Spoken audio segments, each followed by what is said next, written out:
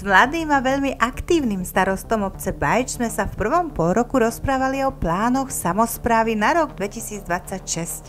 Boli to naozaj širokospektrálne a ambiciózne plány. V strede októbra sme si prišli skontrolovať, čo sa z nich podarilo zrealizovať. Pán starosta, nebolo to tak veľmi dávno, keď si vymenovával akési úlohy, ktoré si stanovil na tento rok. Rôzne projekty, rôzne výstavby. Tak poďme na to, čo všetko z toho sa podarilo. Som rád, že z tých plánovaných projektov sa podarilo niekoľko dotiahnuť už do konca, a niektoré sú v štádiu rozostávanosti alebo tesne pred dokončením. Takže asi by som začal poslednou fázou chodníka popri hlavnej ceste v Bajči, na ktoré sme získali dotáciu vyše 50 000 eur z PPA cez mikroregión Hurbanovo. Tento chodník je hotový, je bezbariérový a tým pádom sa spojil začiatok a koniec obce jednou líniou, novým chodníkom, čiže naozaj sa tam tá bezpečnosť zvýšila, aj tá bezbariérovosť. Aj v malej obci sa dá dosiahnuť veľké výsledky. Tieto riešenia prinášajú pohodu a pohodlie občanom Bajču. Je k tomu potrebná iba silná vôľa a množstvo práce. Ďalej tu máme v podstate sadové úpravy pred vstupom do cintorína. Čiže mali sme tam niekdajšie staré rastliny, ktoré už boli po životnosti a sme ich v podstate skresali a vymenili za novú vysadbu. Takže tento projekt naozaj stál okolo 4 500 eur a som rád, že sa nám to podarilo a tým pádom vieme to pietné miesto naozaj pozdvihnúť na úrovni. Pretože asi aj pre obyvateľov obce Bajč je veľmi dôležitý cintorín. Každý z nás navštevuje často ten cintorín a je naozaj pekné, keď ten vstupný portál vie ukázať to svoje. Ďalší projekt bol inkluzívne detské ihrisko. To je viditeľné slavnej cesty popri novej predajni Jednota sa nám podarí sa získať dotáciu z Ministerstva práce a sociálnych vecí 50 000 eur. Ostatné sme dofinancovali. Je tam detské ihrisko, ktoré spája možnosti využitia detičiek s nejakým zdravotným postihnutím a s detičkami, ktoré sú zdravé. Naozaj je to výborná myšlienka, výborný projekt. Popri tom detskom ihrisku sme vedeli zrealizovať aj multigeneračný park.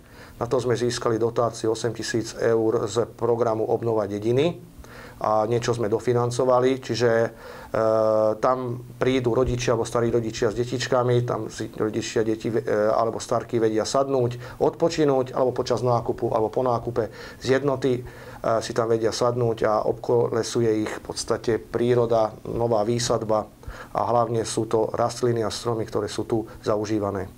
Veľmi rýchlo sa vám podarilo vystavať to detské ihrisko.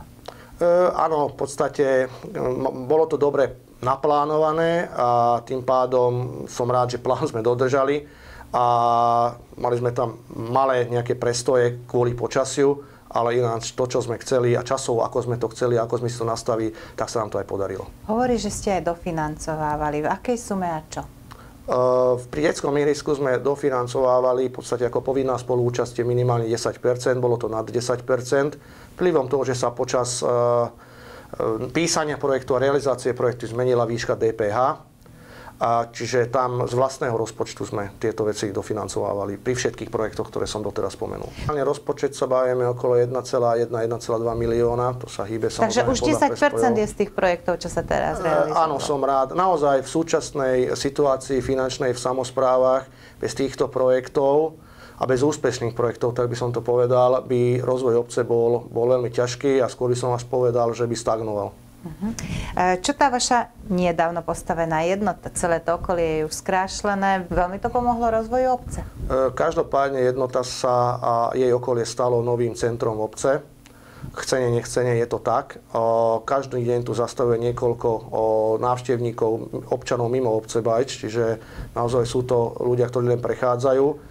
A aj k tomu sme sa museli prispôsobiť a som rád, že sa nám podarilo naozaj to detské ihrisko tam centrálne umiestniť a v spolupráci s vedením Jednoty Nové Zámky sme vedeli doriešiť aj nejaké hluché miesta, ktoré zatiaľ tam boli zaburinené alebo nejako nevyužité, že sme ich vedeli skrášliť a aj tým zdvihnúť úroveň predajne v prvom rade a v druhom rade naozaj úroveň našej obce. Pán starosta, takže chodníky pre bezpečnosť, cintorín pre dobrý pocit, pre starkých nejaký parčík, pre malé deti ihrisko, čo ešte?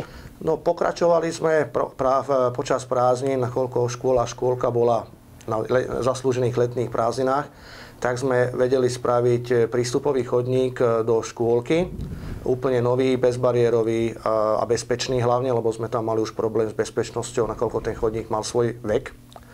A to bolo z čistého rozpočtu obce, takže som rád, že sme vedeli na to našetriť a vedeli sme to efektívne investovať do našich detí. Môžeš povedať, koľko vás to stálo? Orientačne, keď to mám vyčísliť, je 2 500 eur plus minus. Ďalej, čo je veľmi dôležité a pre rozvoj obce a zvyšovanie počtu obyvateľov, je, že sme jedno hluché miesto pri IBV, kde sme nevedeli zrealizovať doteraz výstavbu rodinných domkov skrz toho, že tam je vysoké napätie vzdušné vedenie, skrz ich jeho ochranného pásma, tak sme vypracovali projekt a následne teraz prebieha práve realizácia prekládky vysokého napätia vzdušného vedenia do podzemia, čiže umiestnenie podzemného kábla, a tým pádom sa zníži ochranné pásmo a vieme tam vytvoriť 8 stavebných pozemkov pre nádejných nových Bajčanov. Lebo záujem by bol veľký? Záujem máme, chvála Pánu Bohu.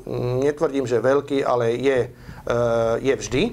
Čiže pozemky, ktoré boli určené na predaj, sa minuli už, čiže momentálne nedisponujeme možnosťou odpredaja obecného pozemku a tým pádom bolo zapotreby rozmýšľať a rýchlo konať a najrýchlejšie je takto, že preložíme to vysoké napätie. Tak celková hodnota tejto investície, ktorá je opäť v plnej výške financovaná z rozpočtu obce, je okolo 30, bude, ešte nie je, ale bude okolo 35 000 eur. Máme verejné osvetlenie, ktoré je vymenené za LED, šetriace v podstate žiarovky, ale vedenie bolo zastaralé.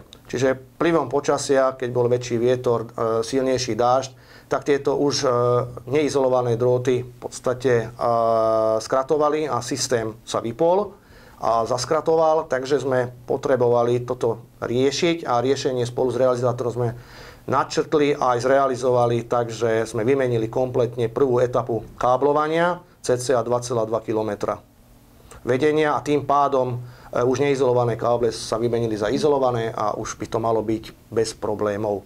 Toto bola tiež vaša investícia? Áno, je to investícia skoro 10 000 eur, opäť z rozpočtu obce, plánovaného rozpočtu obce, takže takto. 2. októbrovú sobotu sa Veľký kultúrny dom naplnil do poslednej pripravenej stoličky. Deň seniorov mal aj v Bajči úspech.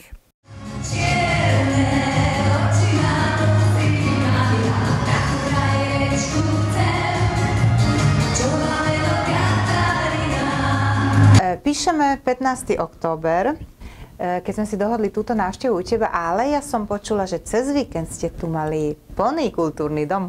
Áno, cez víkend, nakoľko vieme všetci, že október je ako mesiac úcty k starším, tak ako každý rok, aj tento rok sme zorganizovali stretnutie s našimi seniormi.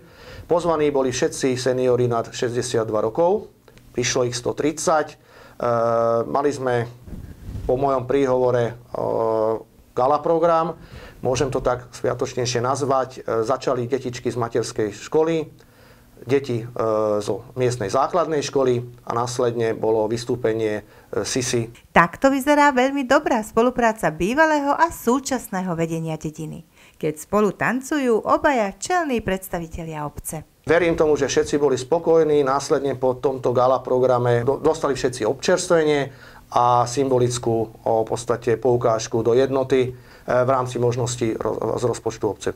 V novembri sa pripravuje aj batôžková katarínska zábava. Vidím, že tu stále myslíte na vašich seniorov, ale viem to, že myslíte aj na detičky. Áno, v podstate základom je, ja vždy hovorím, že základom sú deti a ich, aby ostali tu v Bajči a budovali budúcnosť, ale každopádne nemôžeme zabudnúť aj na tých, ktorí túto prítomnosť vybudovali. Takže každopádne už chystáme ďalšie akcie. Najbližšie chystáme stretnutie s Mikulášom 7. decembra v miestnom kultúrnom dome. Tak tam prídeme, keď môžeme. Nech sa páči, srdečne ste pozvaní. Ako povedal aj starosta, začiatkom decembra zavíta do obce Mikuláš. Na túto príjemnú udalosť sme sa nechali pozvať aj my. Spolu teda skontrolujeme, či boli starosta obce aj drobisk dediny poslušní tento rok.